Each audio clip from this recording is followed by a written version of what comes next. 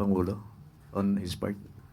Unang-una po, ang departamento, hindi po lahat ng mga nangangasiwa at hindi po lahat ng mga taong gobyerno sa DPWH ay masasabi nating gumawa ng kamalian.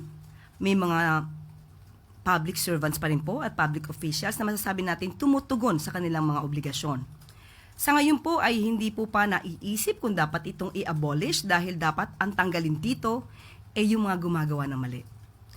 Madali naman pong malaman kung sino-sino ito at sa tulong na rin po ni Secretary Vince, matatanggal po ang dapat matanggal sa ahensya.